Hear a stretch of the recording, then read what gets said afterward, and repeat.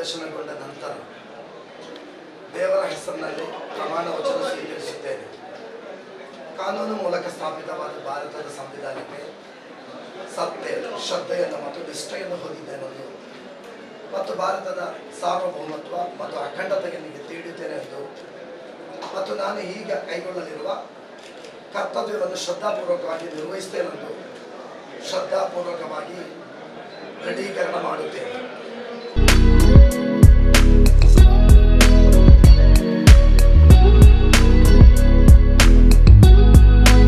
മണ്ഡലത്തിന്റെ UDF സ്ഥാനാർത്ഥിയായി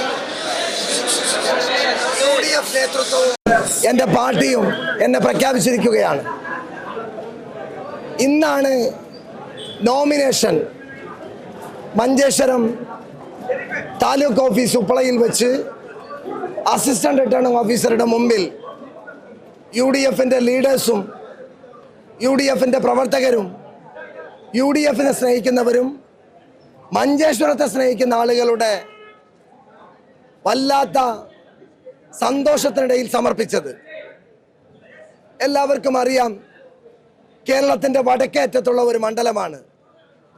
വ്യത്യസ്ത ഭാഷകൾ, സംസ്കാരങ്ങൾ, കലകൾ, സാഹിത്യത്തിനും സാംസ്കാരികതയ്ക്കൊക്കെ പേര് കേട്ട മണ്ണാണ് മഞ്ചേശ്വരത്തിൻ്റെ മണ്ണ്. ആ മണ്ണിൻ്റെ ഏറ്റവും എടുത്തു പറയേണ്ട ഒരു പ്രത്യേകത, മഞ്ചേശ്വരം ഒരിക്കലും സംഘപരിവാർ ശക്തികൾക്ക് അക്കൗണ്ട് തുറക്കാൻ അനുവദിക്കാത്ത സമ്പന്നമായ ഒരു മണ്ഡലമാണ് മഞ്ചേശ്വരം. ഈ പ്രാവശ്യം പഞ്ചായത്ത് ഇലക്ഷനിൽ ഞങ്ങൾ 8 പഞ്ചായത്തുകളാണ് പിടിച്ചെടുത്തത്. 4 ജില്ലാ പഞ്ചായത്തും ഞങ്ങളുടെ കയ്യിലാണ്. 2001 മഞ്ചേശ്വരത്തെ ഏറ്റവും മികച്ച ഭൂരിപക്ഷം. 25 വർഷങ്ങൾക്ക് ശേഷം ഈ തെരഞ്ഞെടുപ്പിൽ മഞ്ചേശ്വരത്തെ ജനങ്ങൾ UDFനെ 2001 ആ ഭൂരിപക്ഷം മറികടന്ന് മികച്ച ഭൂരിപക്ഷം നൽകി വിജയിപ്പിക്കും. അതിന് പല കാരണങ്ങളുണ്ട്. ഞാൻ കഴിഞ്ഞ 5 വർഷക്കാലം മഞ്ചേശ്വരത്തെ ജനങ്ങൾക്കിടയിലായിരുന്നു. കെ സുരേന്ദ്രൻ 2021 മത്സരിച്ചതിന് ശേഷം 5 വർഷത്തിന് ശേഷമാണ് ഇവിടെ മത്സരിക്കാൻ വന്നത്. ഇവിടുത്തെ മത്സരം എല്ലാവർക്കും അറിയാം. UDFും BJPയും നേർക്ക് നേർ മത്സരിക്കുന്ന ഒരു മണ്ഡലമാണ്. ഇടതുപക്ഷം 10,000-40,000 വോട്ടുകൾക്ക് പിറകിലാണ്. മഞ്ചേശ്വരത്ത് ആരെങ്കിലും ഏതെങ്കിലും രീതിയിൽ സ്വതന്ത്രമായി മത്സരിക്കുന്നെങ്കിൽ പോലും അത് മഞ്ചേശ്വരത്തിൻ്റെ മതേതൃത്വത്തെ തകർത്ത് വർഗീയത പിന്തുണക്കാൻ വേണ്ടിയുള്ള BJPയുടെ B ടീമായി മത്സരിക്കുന്നു എന്നുള്ളതാണ് അതിൻ്റെ തെളിവ്. ഞങ്ങളെ സംബന്ധിച്ചിടത്തോളം UDF ടീം വർക്ക് SIRൽ ന്യൂനപക്ഷ വോട്ടുകൾ വെട്ടിമാറ്റാനുള്ള ശ്രമം നടത്തിയപ്പോൾ ഞങ്ങൾ മികച്ച പോരാട്ടം നടത്തി.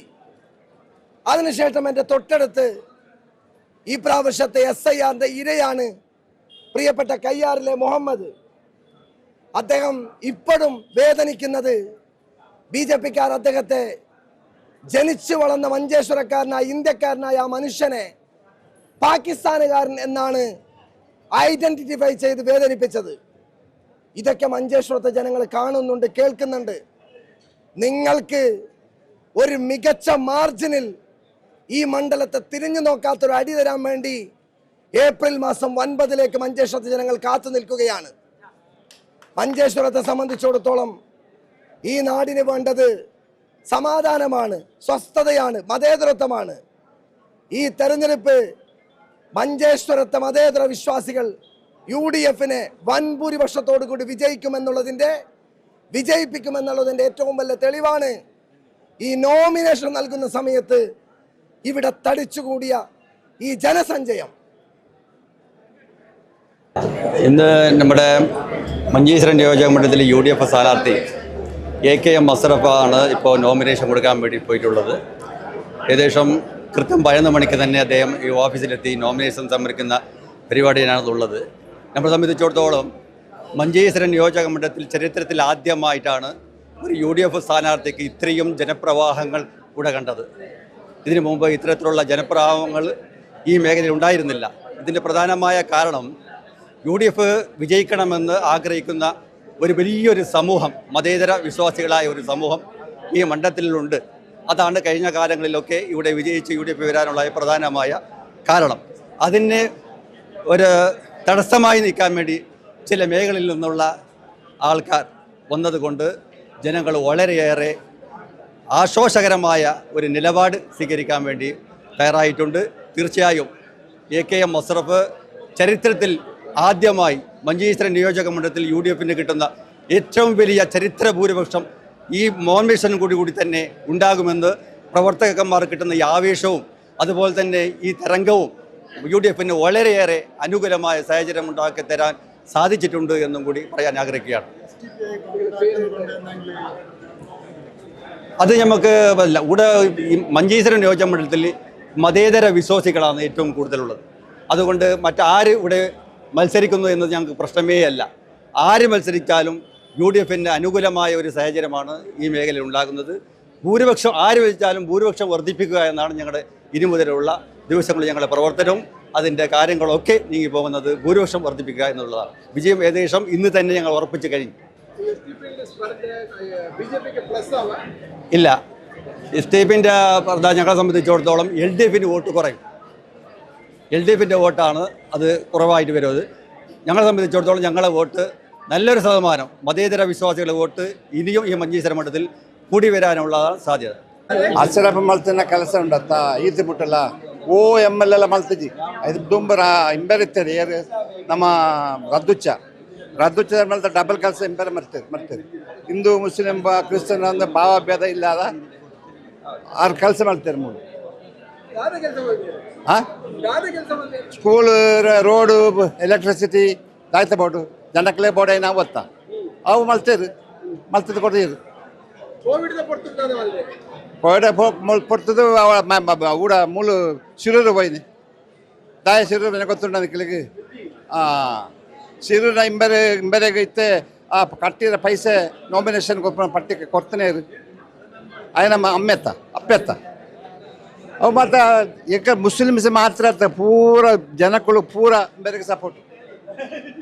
MLA മഞ്ചേശ്വരത്തിൻ്റെ MLA AKM അഷ്റഫ് സാഹിബ് അവർ വന്നിട്ട് ഒരുപാട് വർഷങ്ങൾ നമ്മുടെ നാട്ടിൽ തന്നെ പ്രധാനപ്പെട്ട ആളാണ്. അവർ MLA ആയ ശേഷം നമുക്ക് പ്രധാനപ്പെട്ട ഇത് പറയുമ്പോൾ ലോയറായിട്ട് പഠിക്കാനുള്ള ഒരു കോളേജാണ് മഞ്ചേശ്വരം ഗോവിന്ദഭായ് കോളേജിൻ്റെ അടുത്ത് തുടങ്ങിയിട്ടുള്ളത്. അതിൻ്റെ പ്രവർത്തനം നടത്തിയിട്ടുണ്ട്, കോളേജ് തുടങ്ങിയിട്ടുണ്ട്. അതിന് 20 കോടി ഇനിയും ഫണ്ട് നീക്കി വെച്ചിട്ടുണ്ട്. പിന്നെ നമ്മുടെ നാട്ടിൽ എല്ലാ റോഡ് വികസനം, നാട്ടിലെ അടിസ്ഥാന സൗകര്യങ്ങൾ എല്ലാം നമ്മുടെ AKM അഷ്റഫ് സാഹിബ് നടത്തിയിട്ടുണ്ട്. അതുപോലെ എല്ലാ സമുദായക്കാർക്കും ഒരു ഇഷ്ടപ്പെട്ട ഒരു പ്രധാനപ്പെട്ട ഒരു വ്യക്തിയാണ്. അതൊരു സമുദായത്തിൻ്റെ ഒരു ആളല്ല, എല്ലാ സമുദായം ഈ നാട്ടിൽ മഞ്ചേശ്വരത്തിലുള്ള മുഴുവൻ സമുദായക്കാർക്കും ഇഷ്ടപ്പെട്ട ഒരു നേതാവും കൂടിയാണ്.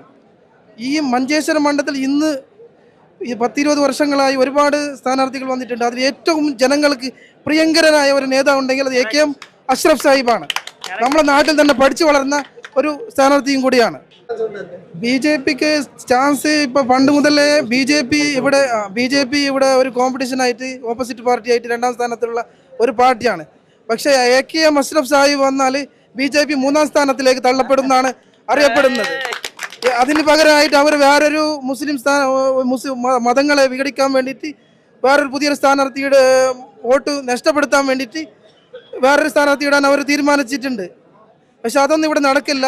ഇവിടെ AKM അഷ്റഫ് സാഹിബ് തന്നെ വീണ്ടും തിരിച്ചു വരുന്ന പൂർണ്ണ വിശ്വാസമുണ്ട്. ഏറെ സോക്കേജ് ಜನಗಳಿಗೆ ಕ್ಯಾನ್ಸರ್ ಹಾಸ್ಪಿಟಲ್ಗೆ ಮೂರ್ತು ಪೂರ ಲತ್ತಲು ಆಯ ಸ್ವಂತ ಲತ್ತಲು ಹೋಗ್ಕೊಂಡು ಎಂಕಲ್ನ ಕುಟುಂಬಡೇ ಲತ್ತಲು ಹೋಗ್ತದೆ ಈ ಹೆಸರು ಏಕೆ ಹೆಸರು